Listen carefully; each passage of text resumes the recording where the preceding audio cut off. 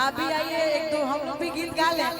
और बियाह के तो कभी के गीत बज तनी मनी आज संगीत हो तो कुछ पारंपरिक गीत पर डांस भी होके के चाहिए। हमार दीदिया फुआ लोग ऐसे कि जब पूरा घर के माहौल बा अच्छा लगता। लेकिन कहे के बा एगो बड़ी मार्मिक हमार विवाह गीत आई रहे। एगो लड़की कहत है अपना पिताजी से कि जोड़ला पाराया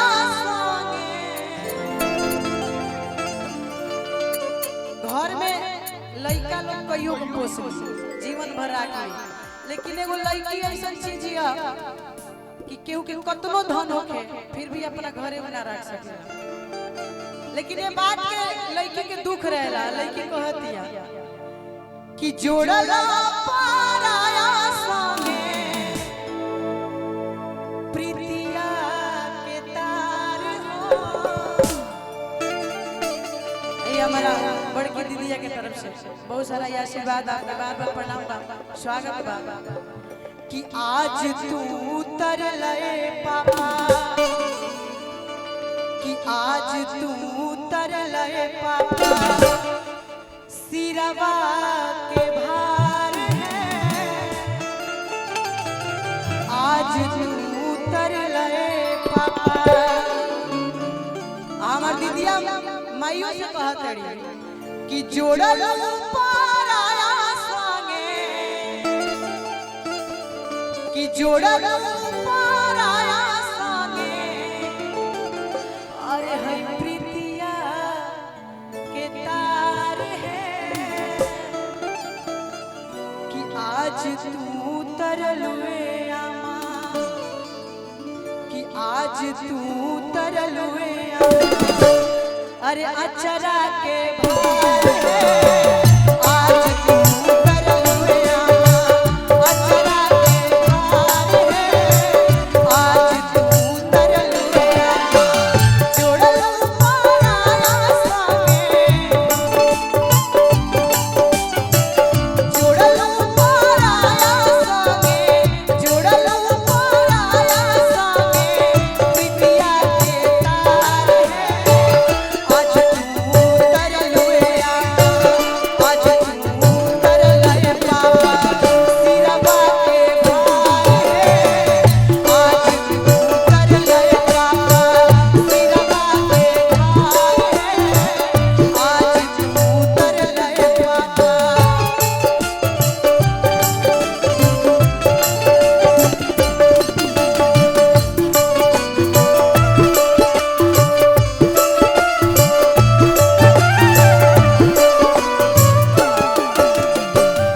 और लड़की कहत दिया कि केनियो ले आइबा पापा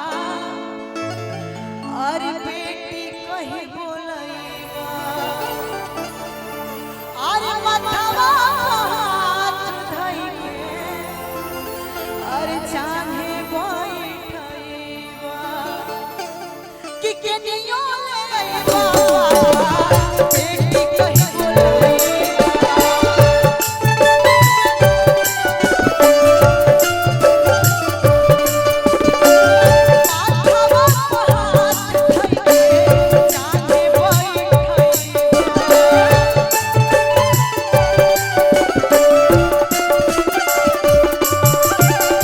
बेटी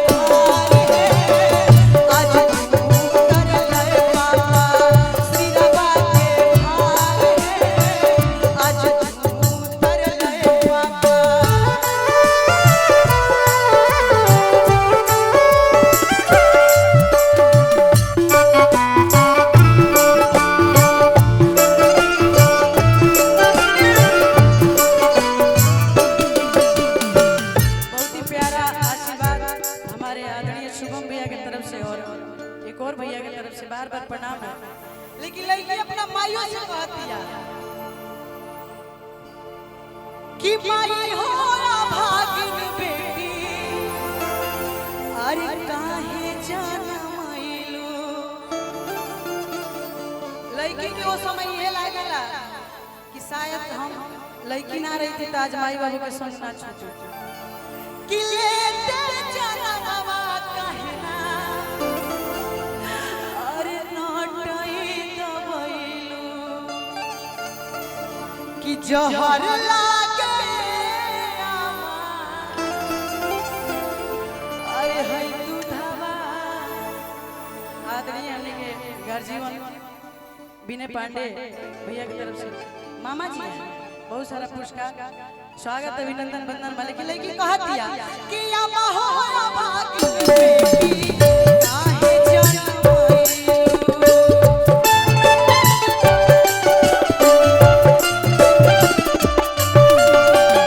लेते जनमवा कहना नटई दबैलू।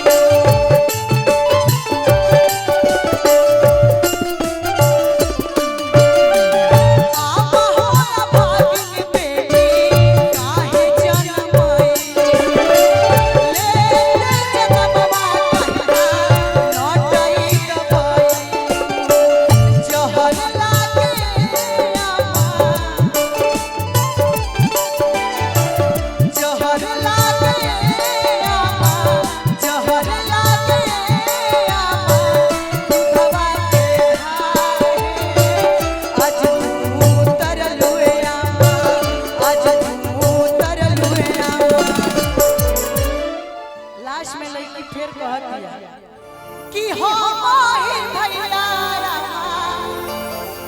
अरे एक एक कोखी जनमी। लड़की के एक बात के दुख रहला कि वही कोख से भाई आइल और वही का कोख से हम आइल बानी, लेकिन भाई जीवन भर माई बाबू में संगे रह जाए। अगर ऐसे केहू के बंधक में ना रखल जाओ, ऐसा नहीं कि लड़की रोज घूमती बाड़ी सब, लेकिन ओकरा के बंधक नहीं के जब चाहे जहाँ चाहे चल जाए। लेकिन वह लड़की जे जन्म देले बा उहे ससुरा जाई तो अपना पूछ ली जले ओकर वजह से इजाजत ना मिले अपन माई बाबू भेंट ना कर सके। कहते लड़की कि हो माही भैया एक एक कोखी जनमी।